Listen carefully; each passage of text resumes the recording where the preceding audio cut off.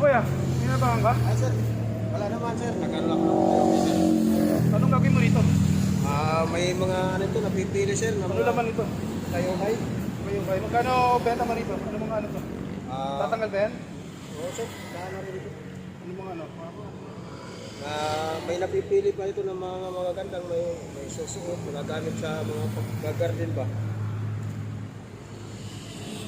Yung iba naman, wala na, nabibigay. Magkano binibenta mo to? Ano lang to sir, binigay lang sa amin din to.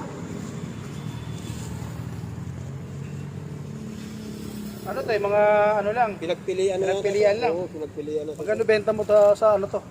Eh kung may maganda, minsan, 10, okay. Maganda rin to.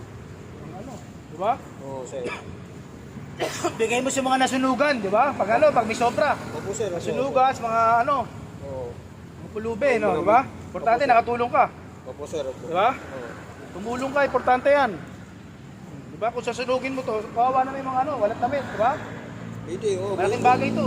Minsan may nangihingi rin dito eh. May binibigyan natin ng mga... Matagal ka na ba nagaganito? Ano pa lang sir, bago lang. Pagka may isang dumadaan yung kaibigan natin, yung tropa, nagtatanong kung gusto ko po ng ubay-ubay, yung pangsunog nila, kinukuha ko na lang. Ubay din, eh, oh. binibigay ko na lang yun.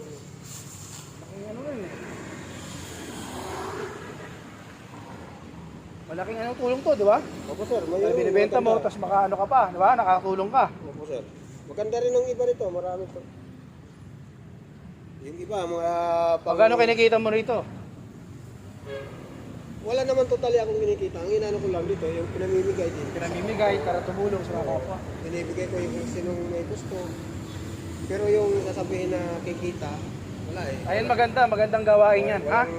Sana pagpatuloy mo, ha? Thank you sir, thank you. Pagtutulungan tayo, ha? Yes sir, yes sir. Iboto mo yung mga dapat, ano, yung mga karapat dapat. Yun, Ha? Walang purong ano, puro balat kayo, ha? Tama Sige, yan ha? sir. Okay sir, thank you. Good luck!